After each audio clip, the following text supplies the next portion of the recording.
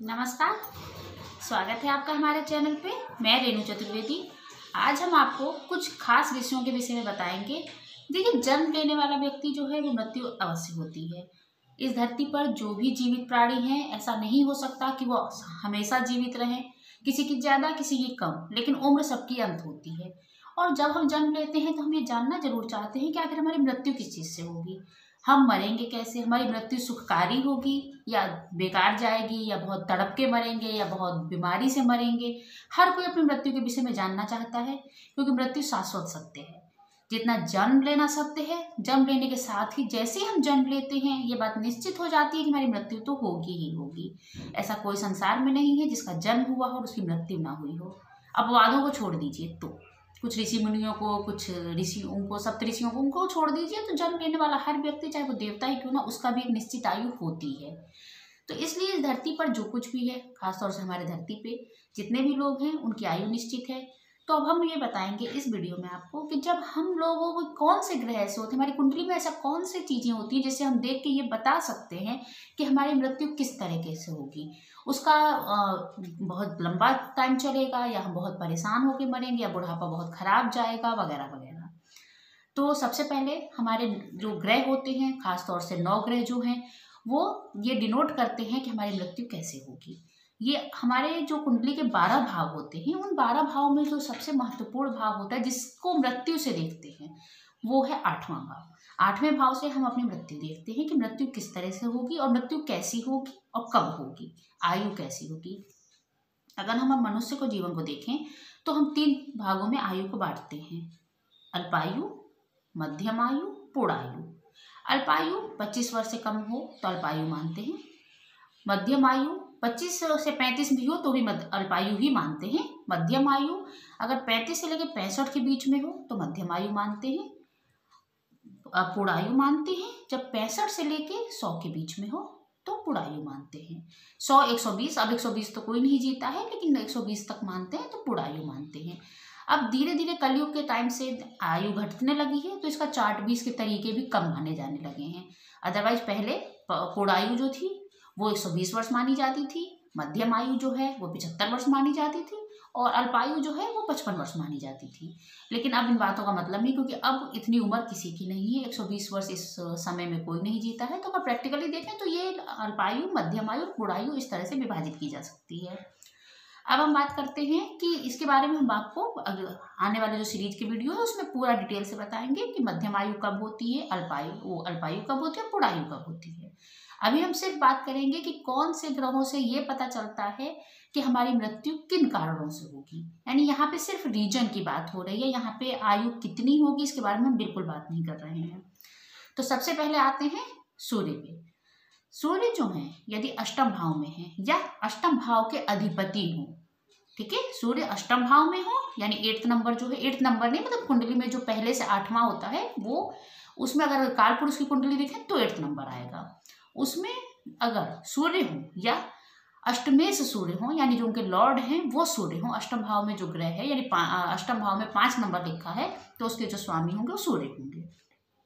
तब क्या होगा, अगर सूर्य आपके अष्टमेश हैं या अष्टम भाव में है, तो आपकी मृत्यु जो है किन किन कारणों से होगी। पहला, किडनी प्रॉब्लम या टॉयलेट के रुकने से, बुखार से, तेज बुखार से, या फिर आपको कोई जगह पे चोट लगने से, या फिर सर संबंधी दुर्घटनाओं से मृत्यु हो सकती है।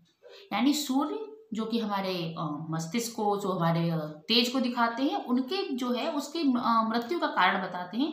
तो इसमें एक सारे कारण आते हैं। सूर्य जो कि अग्नि तत्व भी है, अग्नि भी है, तो आपकी मृत्यु के कारण इनमें से कोई सा भी हो सकता है। अग्नि से, बुखार से, क्योंकि सूर्य है तो बुखार से, या फिर बहुत तेज कोई अचानक से कोई दुर्घटना, या फिर आपके बहुत ज़्यादा टॉयलेट संबंधी या इस टाइप की कोई बीमारी से, किडनी संबंधी बीमारी से। अब आते हैं चंद्रमा। यदि चंद्रमा आपके अष्टम भाव में है, चंद्रमा अगर अष्टम भाव में है, तो चंद्रमा का अष्टम भाव में होना बिल्कुल अच्छा नहीं माना जाता। अगर चंद्रमा अष्टम भाव में है तो आपकी मृत्यु किन कारणों से होगी, जल से, फेफड़े से, श्वसन संबंधी समस्याओं से, या वक्त संबंधी किसी भी रोग से, क्योंकि चंद्रमा इन चीज़ों को डिनोट करते हैं। अब आते हैं, अगर मंगल हो, आपके अष्टम भाव में मंगल हो या अष्टमेश मंगल हो, तो आपकी मृत्यु कैसे होगी। किसी ऊंची जगह से गिर जाने से, किसी पहाड़ी प्रदेश में या ऊंची जगहों से गिरने से, या फिर रक्त संबंधी किसी विकार से, या फिर अगर आप माने किसी फोड़े फुंसी या शस्त्र से, शस्त्र क्रिया से, यानी ऑपरेशन भी आजकल की भाषा में आप ऑपरेशन मान सकते हैं। इनमें से किसी भी घटना से, आग की दुर्घटना से आपकी मृत्यु हो सकती है। अब आते हैं, हमने आपको सूर्य बताया, चंद्रमा बताया, मंगल बताया। अब बताते हैं अगर बुध हो तो आपकी मृत्यु कैसे होगी। अगर बुध होते हैं तो त्वचा संबंधी किसी बीमारी से या फिर गले की किसी बीमारी से आपकी मृत्यु हो सकती है। इसमें और भी बहुत सारी चीज़ें आती हैं कि उसकी बुध की पोजीशन कैसी है, उनकी दृष्टि क्या, लेकिन यहाँ पे हम सिर्फ आपको बहुत शॉर्ट में ये बता रहे हैं कि ये ग्रह हों तो आपकी मृत्यु के कारण क्या क्या हो सकते हैं। ठीक है, अब हम बात करते हैं कि अगर हमारे अष्टम भाव में गुरु हों तो आपकी मृत्यु कैसे होगी, या अष्टमेश गुरु हों तो आपकी मृत्यु कैसे होगी। अष्टम भाव में यदि गुरु हो तो मृत्यु के कारण जो है वो डिफरेंट हो जाते हैं। जैसे आपको मस्तिष्क संबंधी किसी बीमारी हो सकती है, आपको ब्रेन से हेमरेज या ब्रेन से रिलेटेड कोई बीमारी, या हृदय से संबंधित भी बीमारी हो सकती है, जिसमें धमनियों का रुकना या फिर कोई भी नलियों का अवरुद्ध होना, इस टाइप से कोई बीमारी आपको हो सकती है। यानी गुरु अगर अष्टम में है तो आप दीर्घायु होंगे, ये बात निश्चित है। लेकिन यहाँ पे आयु की बात नहीं होती कि आप कितनी टाइम जिएंगे, यहाँ बात हो रही है मृत्यु का कारण क्या होगा।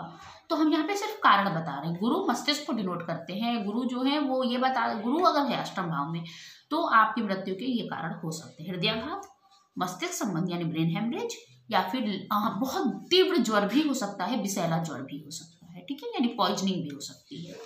अब हम आपको बताते हैं कि अगर शुक्र हो अष्टम भाव में तो हमारी मृत्यु कैसे होती है।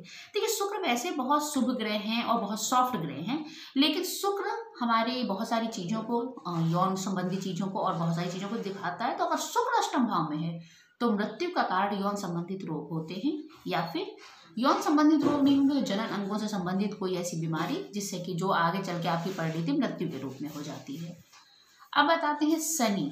शनि अगर अष्टम भाव में हो तो क्या होता है। शनि अष्टम भाव में अच्छे माने जाते हैं, दीर्घायु देते हैं, मगर शनि अगर अष्टम भाव में, शनि जो कि देखिए इससे लोग डरते भी हैं, ये वात रोग, व्रण रोग, इस टाइप के रोग देते हैं। तो जब शनि अगर होते हैं अष्टम भाव में तो आपका विषैले बुखार, तीव्र बुखार या दीर्घकालीन लंबे समय से टाइफाइड बुखार, इस टाइप की बीमारियों से ग्रसित होने के बाद मृत्यु होती है। यानी शनि का अष्टम भाव में होना एक लंबी बीमारी के बाद मृत्यु देता है। इसमें व्रण, फोड़े, फुंसी ये सब आ जाते हैं, या आप उसे कैंसर का भी रूप मान सकते हैं कि कैंसर भी इसमें आ जाता है, जो कि कैंसर भी लगभग इसी टाइप की बीमारी है। तो उसमें भी शनि अगर अष्टम भाव में होता है तो उसकी संभावनाएं बढ़ जाती हैं, उनकी मृत्यु के कारण में ये कारण शामिल हो जाता है। तो इस तरह से जो विभिन्न ग्रह होते हैं वो हमारी जिंदगी में क्या क्या प्रभाव देते हैं ये हमने आपको बताया। अब आते हैं राहु और केतु के विषय में। राहु केतु क्या करते हैं, और राहु केतु अगर हमारे अष्टम भाव में होते हैं, राहु होते हैं तो क्या होता है। राहु होते हैं दीर्घायु होते हैं, नो डाउट। दीर्घायु मैंने आपको पहले भी बताया कि दीर्घायु राहु या फिर कोई भी क्रूर ग्रह जब अष्टम भाव में होता है तो आयु वृद्धि करता है। तो राहु का अष्टम भाव में होना उसे दीर्घायु बनाता है, लेकिन कमी क्या करता है ये हम आपको बताते हैं। राहु अगर अष्टम भाव में किन राशियों में है ये भी डिपेंड करता है, लेकिन राहु दीर्घायु बनाने के साथ साथ आपको हड्डियों से रिलेटेड प्रॉब्लम, अस्थमा, इस टाइप की चीज़ें भी दे सकते हैं, क्योंकि ये कुछ हद तक हमारे बॉडी में हड्डियों को भी डिनोट करते हैं और हड्डियों उसके भी प्रतिनिधित्व करते हैं। घुटने से संबंधित, पैरों से संबंधित समस्याएं हो सकती हैं, इसीलिए जिनका राहु, बैक से संबंधित प्रॉब्लम हो सकती है। तो इसलिए जिनके राहु को में प्रॉब्लम, अगर राहु शुभ स्थिति में है तो ऐसी कोई प्रॉब्लम नहीं होगी, लेकिन अगर राहु अशुभ स्थिति में तो इस टाइप की प्रॉब्लम होती है। और राहु जब होते हैं तो वो खुद में एक आयु अच्छी देते हैं, लेकिन बाकियों की दृष्टियां बताएंगी कि उनकी मृत्यु किस प्रकार से होगी, क्योंकि राहु का खुद का होना कोई विशेष संभावना नहीं देता है। राहु अष्टम में है तो कोई विशेष बीमारी से मृत्यु नहीं दिखाते, लेकिन अगर उस पर गुरु की दृष्टि है तो जो गुरु का मैंने बताया उस वजह से, शनि की दृष्टि है तो उस वजह से, और जब अगर दो ग्रहों की दृष्टि पड़ रही है तो उसके परिणाम में भिन्नता आ जाती है।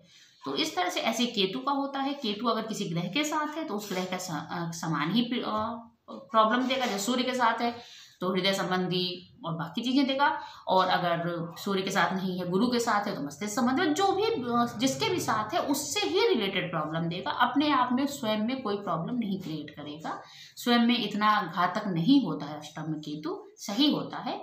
तो इस तरह से सारे जो ग्रह होते हैं वो अगर अष्टम या अष्टमेश हो तो ये रिजल्ट देते हैं। उम्मीद करती हूँ आपको ये वीडियो समझ में आया होगा। वैसे मृत्यु के बारे में कोई जानना नहीं चाहता, लेकिन हर कोई ये जानना चाहता है कि उसकी मृत्यु किस प्रकार होगी। तो इसलिए मैंने ये वीडियो बनाया ताकि लोगों को आसानी से बात समझ में आ जाए कि उनकी मृत्यु का कारण क्या होगा। उम्मीद करती हूँ आपको ये वीडियो अच्छा लगा होगा। नमस्कार।